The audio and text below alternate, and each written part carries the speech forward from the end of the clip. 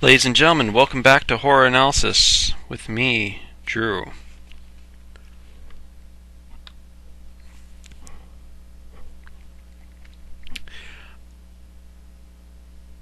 Welcome back.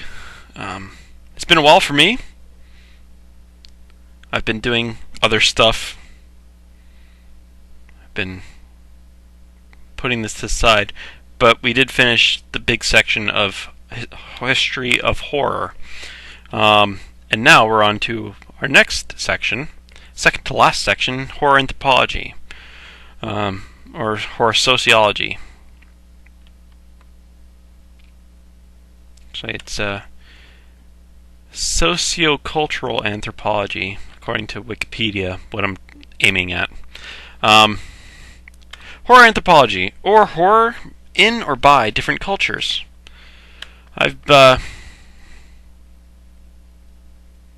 been trying to learn more about anthropology because it's not one of my areas of expertise. I want horror anthropology to be a thing, so I'm going to make it a thing, and if I do it badly enough, someone's going to say, Drew's an idiot. This is the real truth about horror anthropology, and then they'll fix it. I'm obviously not aiming to do it bad, but I'm assuming I will do it bad because I'm not an anthropologist. So cross-cultural, sociocultural anthropology. Different cultures, horror in different cultures, horror by different cultures. What are the differences in horror from culture to culture? Not necessarily what scares us from culture to culture, but what are the differences in horror from culture to culture? And, a Japanese horror movie can do very well in America. Korean horror movie can do very well in America. I'm not saying that the stuff that scares us is different, but what are the differences in culture between the horror of Japan, the horror of America, the horror of Korea, and the horror of America? Quite a bit, but there's a lot of differences between the two cultures in general. So I'm going to explore some of those things, not just Japan, Korea, Thailand, because I'm a really big SP Somtao fan. I've mentioned that a lot.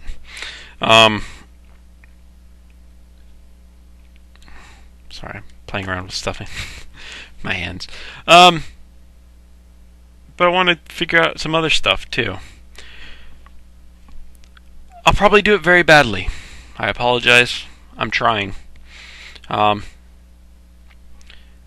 got the idea for this from House of Leaves, a book by Mark Z. Danilewski, by far the weirdest book I've ever read.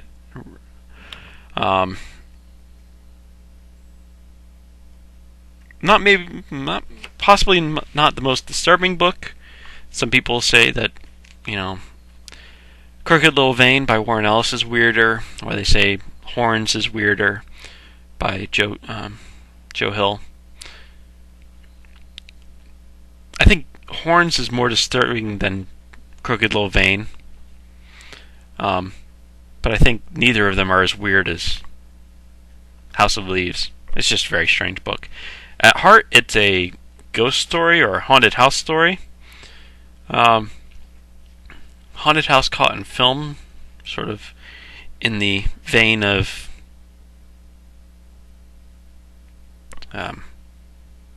Paranormal Activity.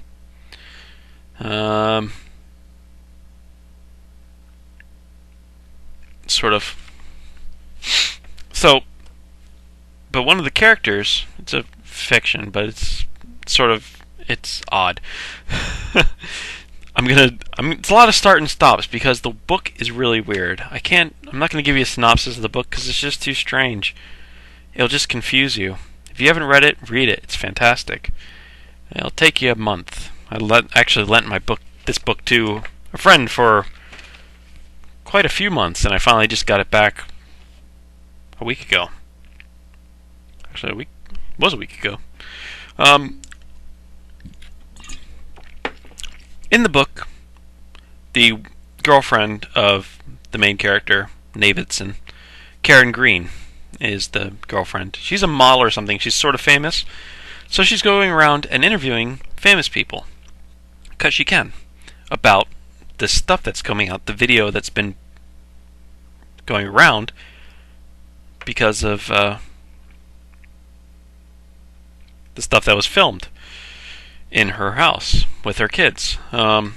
So she's going around and talking to people. And she's like a model or something. So everybody's hitting on her. Which is weird.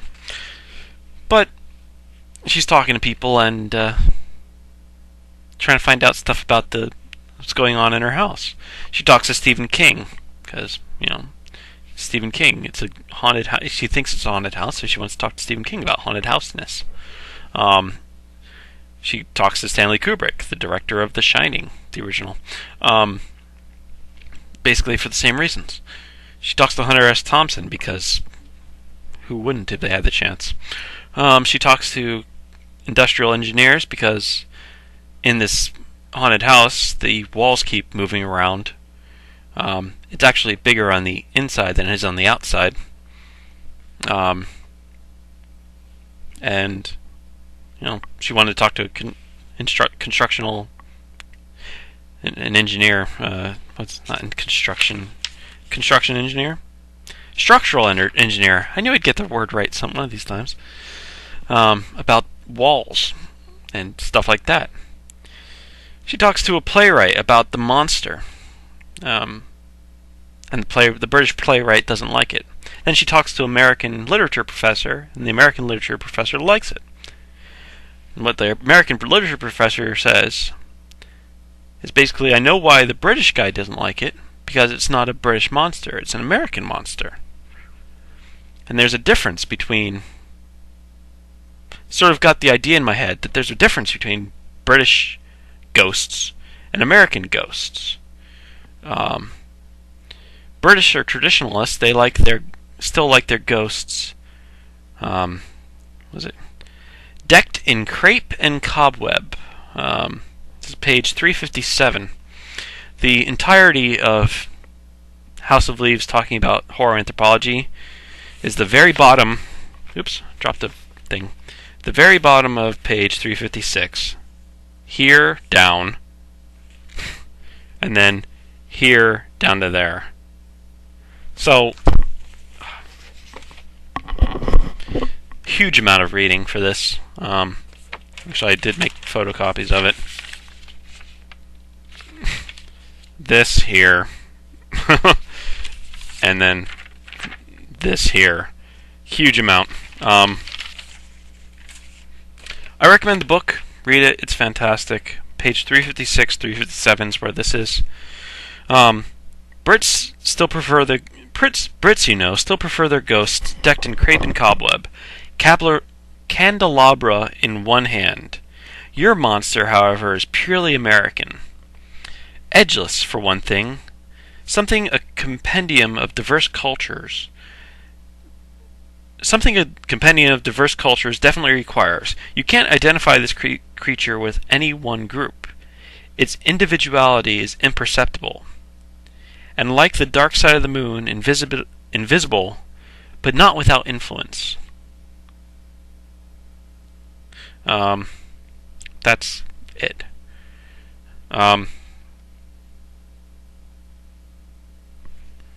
Yeah.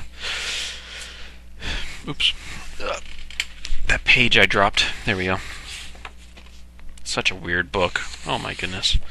I'll probably read over bits and pieces of that. Pardon me. So, the British ghost on this side is, your solid ghost. You're decked in your sheet over the head ghost with a candelabra, cobwebs, stuff like that. American ghosts are much more amorphous, vaporous, like the ghost in House of Leaves. It's a very American-feeling ghost. I like it. So I wanted to see, well, yeah, if that's the difference between British and American, which, usually, culturally, aren't that dissimilar. What about other cultures? You know, Japanese, you would think would be vastly different. Well, and it is.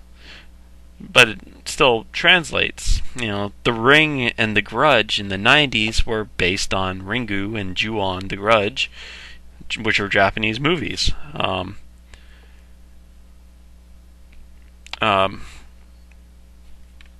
see where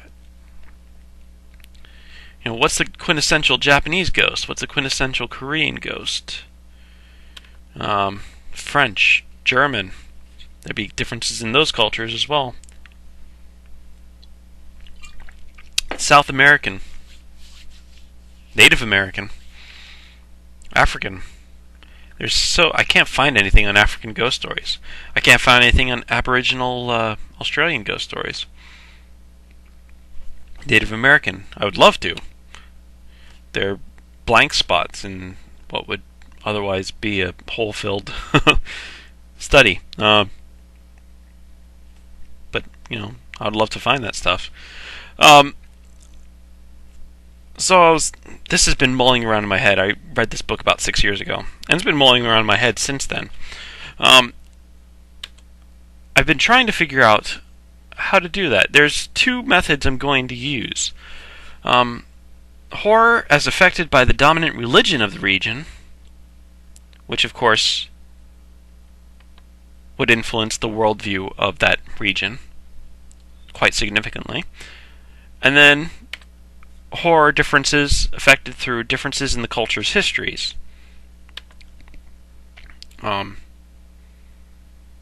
de Maupassant was famously very much affected by the Franco-Prussian War. There isn't much going on in the Franco-Prussian War except German-French War. Those were pretty much the countries involved. There weren't a lot of countries involved in the Franco-Prussian War. But it affected a lot of horror stories of Guy de Maupassant, the Horla. Lots of stuff that he did. And of course, later, other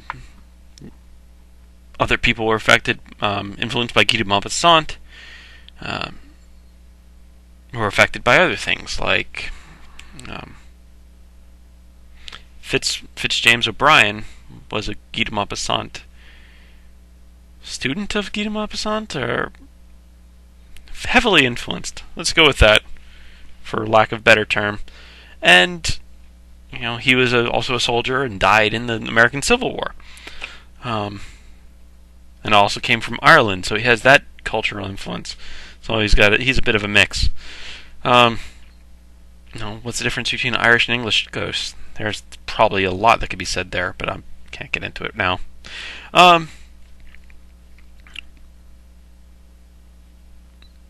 Or demons. Not just ghosts, demons, monsters in general.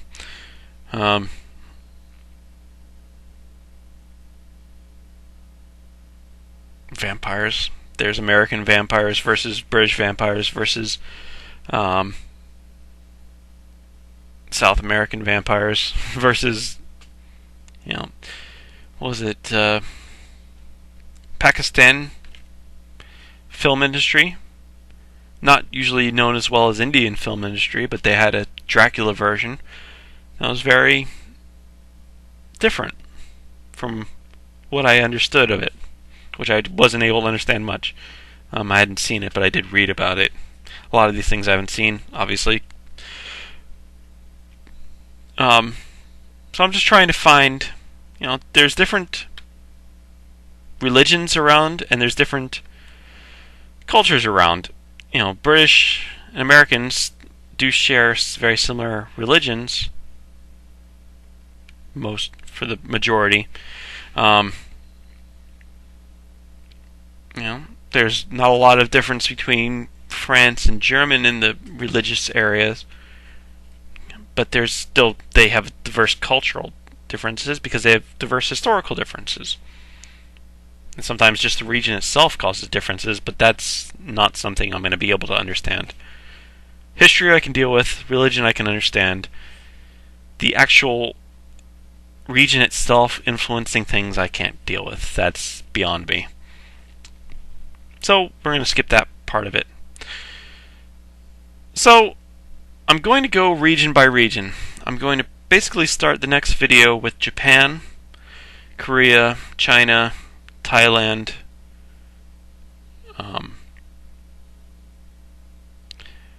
basically the Buddhist sphere of influence.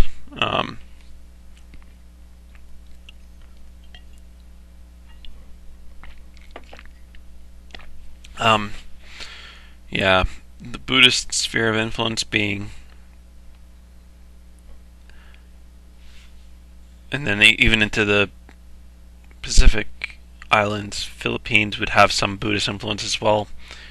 Then I'll go over to the subcontinent, India and Pakistan, for the Hindu influence as well as the getting into the Muslim influence, and probably do a video with subcontinent and Middle Eastern, to Turkey, to Greece, because that's going to have a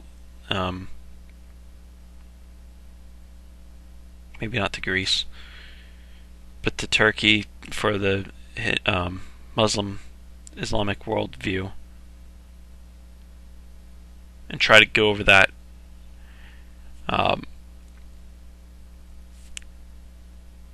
And then I'll try to hit other things, like I'll hit South America, because I've done Europe and America pretty well already in history of horror and in things I've talked about before. I'm going to fill in gaps. I'm going to use a lot of online tools as much as possible. I know that those are problematic. Those can be problematic, and those can be just downright wrong in the cases. But I'm not an expert, so I can't trust myself to work without a net. I did find a couple good movies, documentaries. I'll try to recommend to as well. A good one, a two-parter. Asian Discovery Channel Asia, I think it was, did a Asian horror study.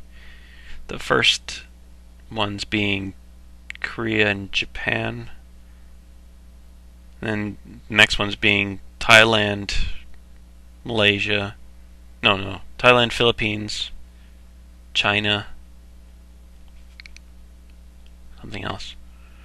I'll talk about that more, obviously.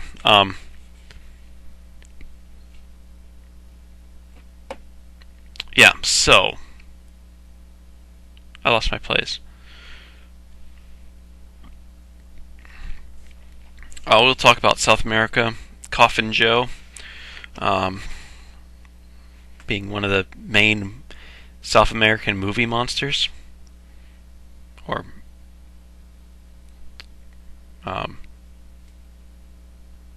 sort of like the South American Freddy Krueger, I guess, or sort of slasher. We'll get into it. So I want to see what the difference is between these cultures. I don't know how good of a job I'll do. I'm not going to be working with a net. I'll just try to do the best I can. I'll point out other people who are doing things professionally, like the Discovery Channel thing, which was pretty cool. Very cool.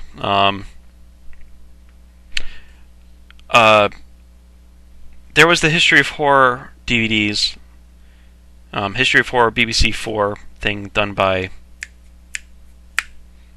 I'm going to forget his name.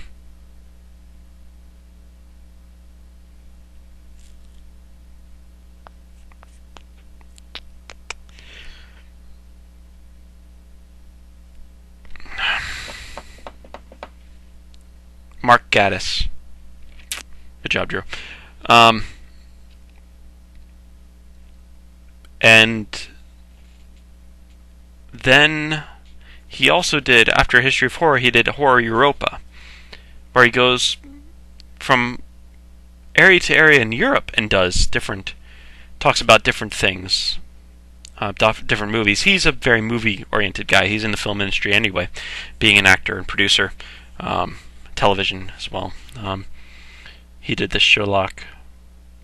He's done lots of stuff. He's he's a cool guy, and he's a good big horror fan. So he's very into the stuff. But he's movie based. He's not delving into literature.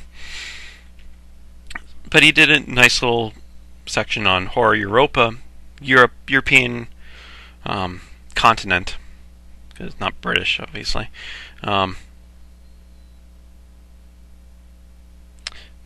the Italian school with Dario Argento, and other places. That's going to be a lot better than what I can find in Europe. I've been on Wikipedia. They do have horror by country page, which is misleading to say the least. Wikipedia has a tendency to be, because it's not necessarily accurate. Like, they'll have a Luxembourg page. The Luxembourg page includes the movie Dog Soldiers, which is filmed by British company with British actors, released on, I think, distributed by Sci-Fi Channel. It was just filmed in Luxembourg. It's because it was cheaper. It was supposed to take place in Scotland, but it was filmed almost entirely in Luxembourg. So, that's not going to be a lot of differences in culture, because it's a British deal. It's just filmed elsewhere. But there's other things on there, the Japanese ones and the Korean ones and the Malaysian, Philippine ones, which are very cool. They did have sort of give you a feel for it. Good job, Wikipedia, on some of the stuff. So, yeah.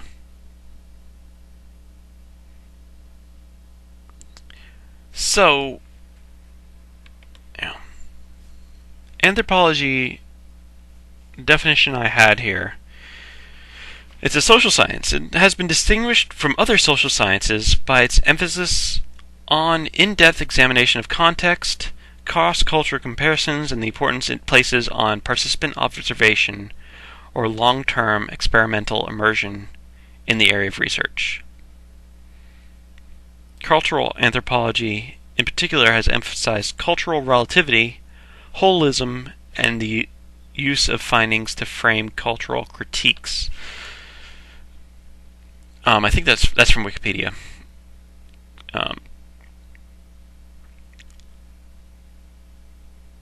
Right. Well, obviously, I'm not going into a long-term experimental immersion in these cultures.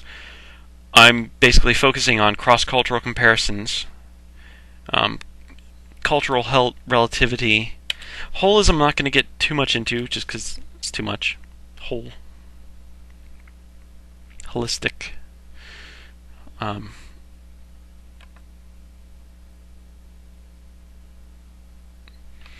So, I don't know. I'm going to do the best I can, folks. This might get fuzzy. This will get fuzzy. I guarantee it. So someone please come along and say, Drew, you're an idiot, and do a true class on horror anthropology. I'd love it. Thank you. Till then, feel free to fix my mistakes underneath. Appreciate it. Have a great night, folks. We'll continue with horror anthropology next time. My name is Drew. Thanks for watching Horror Analysis. See you next time. Oops, not that button.